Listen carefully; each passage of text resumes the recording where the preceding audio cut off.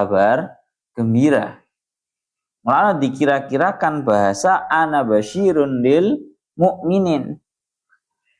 Karena nopo? Karena ini nanti tuntutan lafadz-lafadz yang setelahnya itu menuntut bahwa Allah Ta'ala itu merupakan memerintahkan terhadap kanjeng Nabi bahwa kanjeng Nabi itu merupakan sosok yang memberikan kabar gembira terhadap para mukminin. Kita lihat amanu wa amilus solihat lahum maghfiratu wa rizqum karim.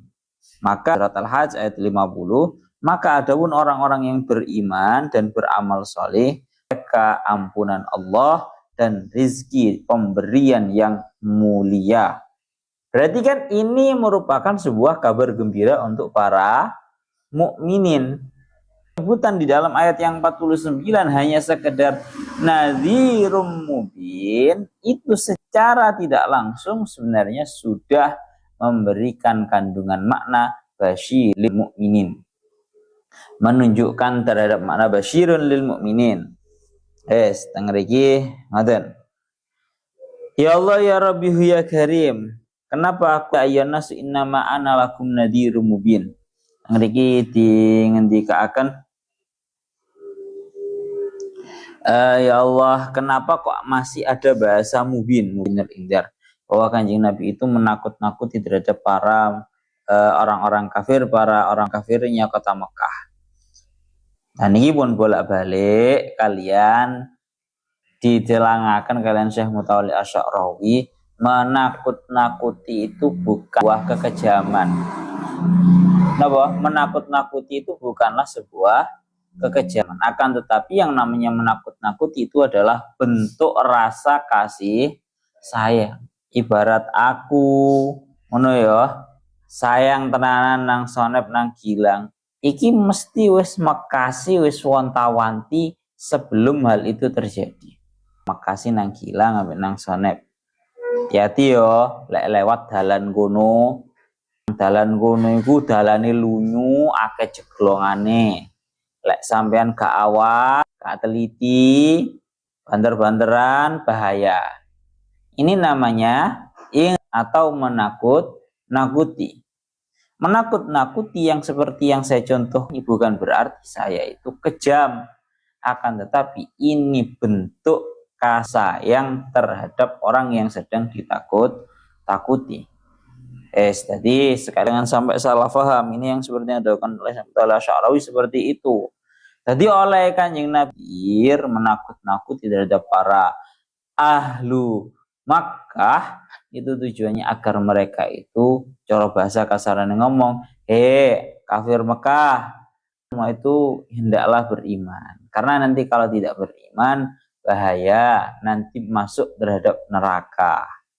Jadi menakut-nakut yang seperti ini adalah bentuk kasih sayang, karena itu merupakan harapan dari sosok yang nadhir, sosok yang menakut-nakuti, agar orang yang ditakut-takuti itu terselamatkan dari yang namanya api neraka. Jelas ya. Yang sering sekali gue ya biasanya lek pas wayahe seorang tua mengingatkan terhadap anaknya ketika anaknya hendak menjalani yang namanya ujian sekolah. Nah, ayo nak sinau sing mempeng ojo males. Sampean lek males engko nilai ini elek.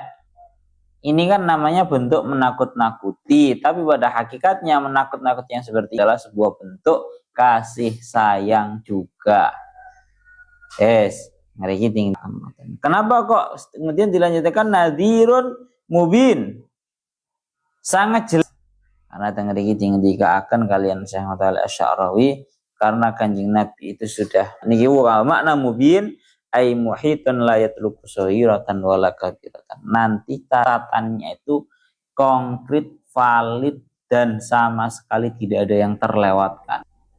La yughadiru saghiratan wala kabiratan illa ahsaha.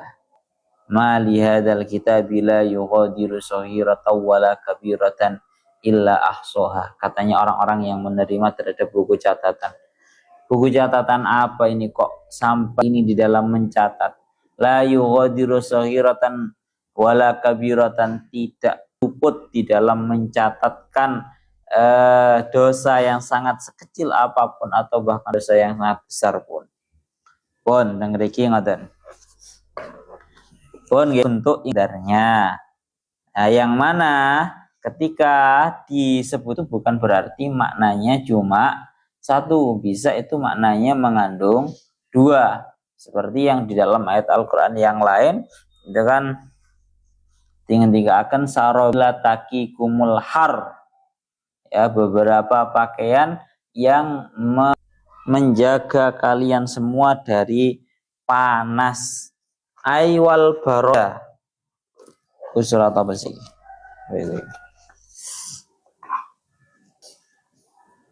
Tengriki coba saya cekkan itu surat nopo.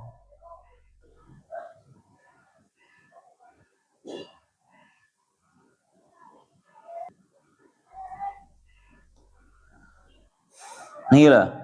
Wa ja'ala lakum sarabila taqikumul harra. Nah, ini kan kalau secara makna, dan Allah Ta'ala menciptakan bagimu pakaian yang memeliharamu dari panas.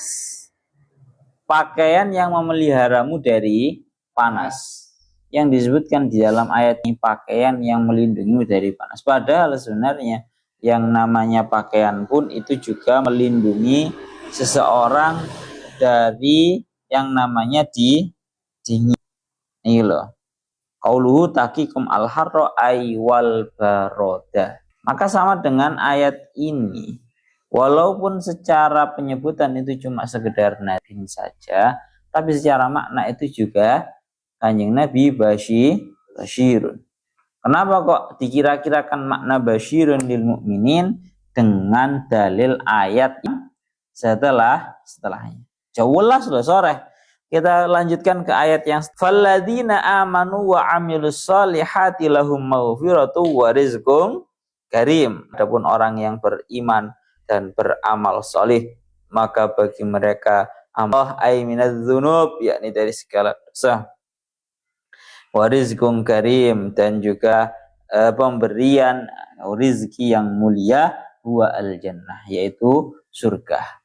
Mulanya nang ngriki kan jelas toh bahwa ayat Al-Hajj ayat 4 ayat 50 ini merupakan ayat yang menjelaskan napa kabar baik, kabar gembira untuk para mukminin. Para mukminin niku puwenak kaya alladzina amanu wa amilus sholihat, sing penting beriman kemudian beralih jaminane saking Allah Ta'ala lahum maghfiratun, bagi mereka sebuah ampunan dari Allah Ta'ala dari semua dosa. Tapi ini pun bolak-balik ya, diaturakan bahwa yang dosa ya Allah Ta'ala adalah dosa-dosa yang sifatnya hakullah, bukan hakul adami. Napa? Hakullah bukan hak adami. Kalau hakullah dosa nggak melaksanakan sholat, dosa karena sering melakukan maksiat terhadap Allah Ta'ala, itu akan dengan mudahnya Allah Ta'ala punkan. Yang penting benar-benar taubat dan alladzina amanu wa amilus sholihat. Tapi kalau urusannya dengan hakul adami, haknya anak Adam, maka tidak bisa dimaafkan kecuali ada kerelaan daripada pihak anak Adam yang memiliki urusan itu tadi. Kaidah umumnya seperti itu. Kalau ada pun Allah Ta'ala di dalam memberikan maaf terhadap kita, niku bolak-balik dingendikaken tentang banyak kitab bahwa andaikan saja dosanya para manusia ini mencapai balaghat ainanas sama, mencapai terhadap langitnya bumi, niscaya sama Allah Ta'ala tetap akan memaafkan.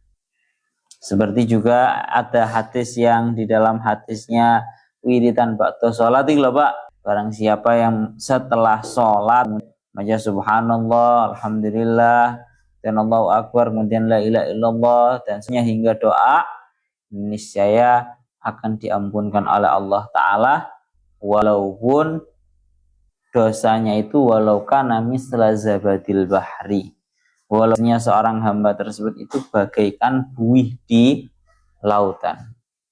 Pun Insya Allah Tawwabur Rahim, Insya Allah ini benar-benar memberikan maaf terhadap kita semua. Pun warizkum karim, dan rizki atau pemberian yang mulia. Ya Allah ya Rabbi ya Karim,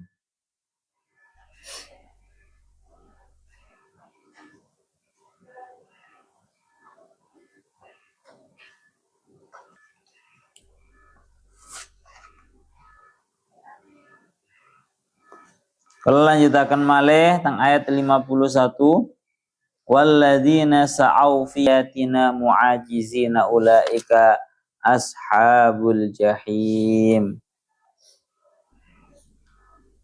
Tang riki tinggi dikaakan walladzina sa'au fi ayatina, adapun orang-orang yang berusaha ijtihadu, ini lumaku itu berusaha untuk membatalkan terhadap ayat Al-Quran, mu'ajizina, dalam keadaan mereka itu menganggap lemah terhadap para pengikutnya Kanjeng Nabi, ulaika ashab jahim, mereka adalah orang-orang yang memiliki, yang menempat terhadap neraka jahim. Jadi ini sekarang membahas tentang ancaman bagi orang-orang yang kafir. Bahkan bukannya kafir saja, akan tetapi di sini sampai hanya orang-orang yang kafir itu bahkan sampai berusaha untuk membatalkan terhadap ayat-ayatnya Allah Ta'ala. Sampean kalau tahu, kita murati yang tafsir Jalalainnya dulu. Walladzina sa'au fi ayatina, adapun orang-orang yang berusaha untuk membatalkan terhadap ayat-ayatku, ayat Qur'ani wa bi'ibtaliha, orang-orang yang berusaha untuk membatalkan terhadap ayat-ayatnya Allah Ta'ala, mu'ajizina, keadaan mereka menganggap lemah, manittaba'an nabiyya, menganggap lemah terhadap orang-orang yang mengikuti terhadap Kanjeng Nabi. Lah niku napa ayyanahum ilal ajzi, mereka menisbatkan para pengikutnya Kanjeng Nabi sebagai orang-orang yang lemah, wa yusabbitunahum anil iman, dan menghalang-halangi mereka dari yang iman. Maka kalau seperti itu, ini pentafsiran yang pertama ya. Au mudirina ajzana anhum, atau mereka itu mengira-ngirakan lemahnya kita, yakni Allah Ta'ala, dari mereka. Kira yang pertama ini mu'ajjizina, ajjaza yu'ajjizu ta'jizan. Secara makna mu'ajjizin itu maknanya adalah menganggap lemah terhadap para pengikutnya Kanjeng Nabi dan menghalang-halangi mereka dari iman. Satu, atau dimurati bahwa mereka terhadap Allah Ta'ala, ai muqaddirina azzahum, mereka menganggap lemah terhadap Allah Ta'ala. Itu satu qiraah. Yang selanjutnya wa fi qiraatin mu'ajizina, napa mu'ajizina, orang-orang sabiqina, orang-orang yang berlomba-lomba. Nah, ay musabiqina lana ayyadunnuna ayyafutuna bi ingkarihim al-ba'sa wal iqab. Tangriki tinggi dikaakan wa makna musabaqatihim dhannuhum al-firara min indillah, wa makna musabaqatahi inzalul azabi bihim wa adami firarihim. Tadi mu'ajizin ini maknanya saling berlomba. Artinya bagaimana? Mereka menyangka bahwa yafutuna bi ingkarihim al-ba'sa wal iqaba, bahwa nanti bisa yang namanya mereka itu dengan mereka mengingkari itu menyebabkan Allah Ta'ala tidak mendirikan ba'as dan juga hisab untuk mereka. Itu enggak mungkin seperti itu. Lana tengeri kiti ngendikaken kalian saya Aswawi sing pewenak, beliau menafsiri musabiqin balapan atau sing napa saling berlomba, artinya adalah mereka berlomba berlari daripada siksaannya Allah Ta'ala di dalam mereka. Satu, yang nomor dua, Allah Ta'ala berlomba terhadap mereka agar mereka sesecepat mungkin, bahasa ngaten nggih, Allah Ta'ala menurunkan siksa terhadap mereka hingga mereka tidak sempat untuk diri. Jadi lomba ini maksudnya ngoten, yang mereka itu melakukan lomba ndang melayu toko siksane pangeran, dalam anggapan mereka lombanya Allah Ta'ala terhadap mereka artinya Allah Ta'ala menurunkan adab terhadap mereka belum sempat untuk melarikan diri. Ulaika ashabul jahim ainar, mereka adalah para penghuni neraka jahim. Sehingga secara garis globalnya ayat ini adalah ayat yang membahas tentang orang-orang yang berusaha untuk membatalkan terhadap ayat-ayat Al-Quran ini.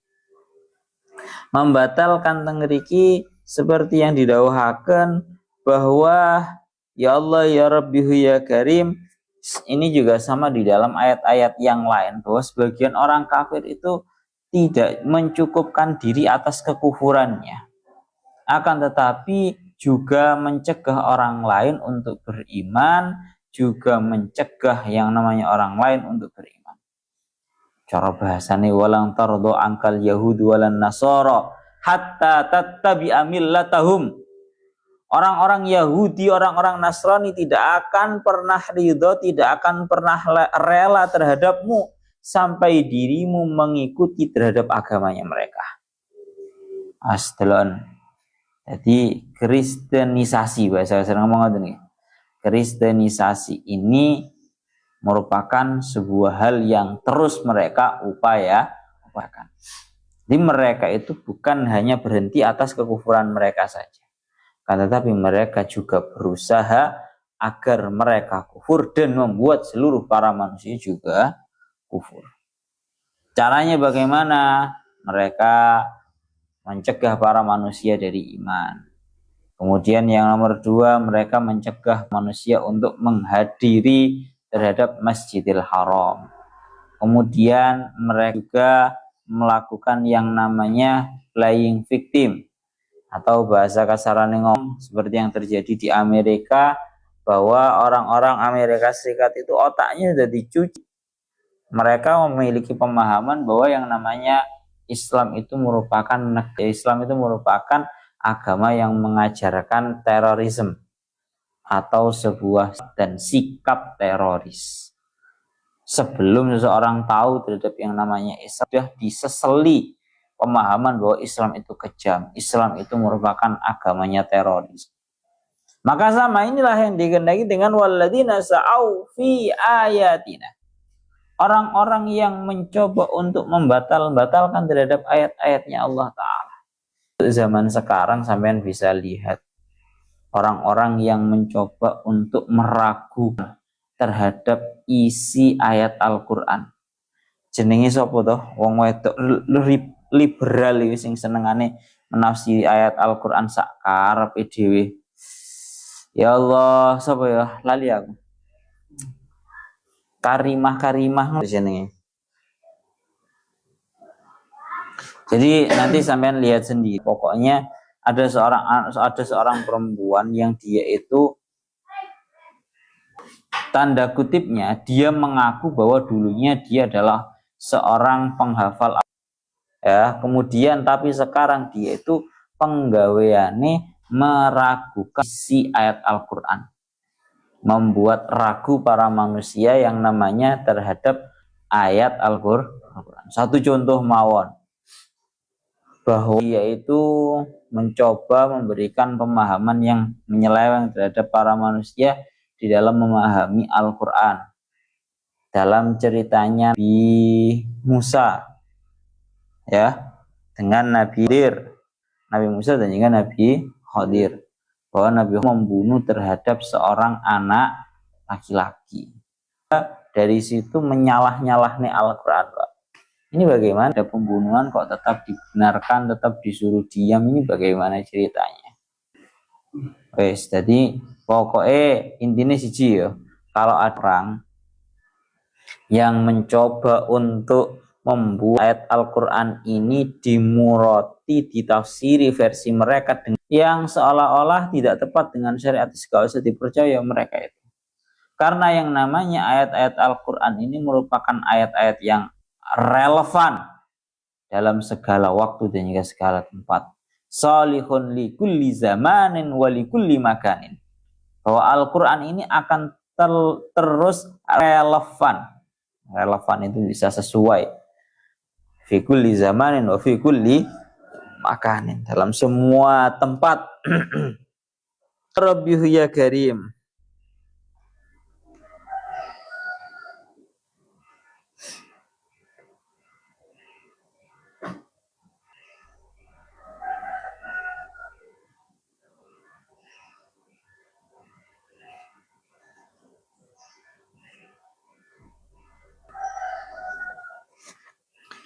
Kalau nyatakan malih tengah iki diinginkan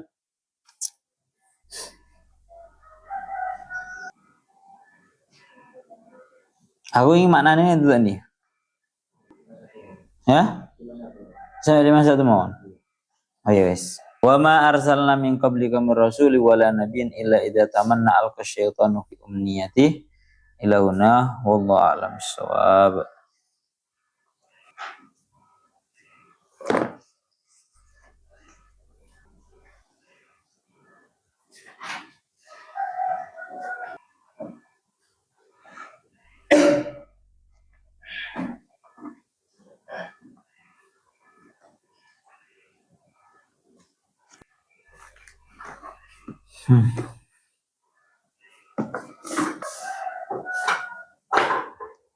Nasinya sampun.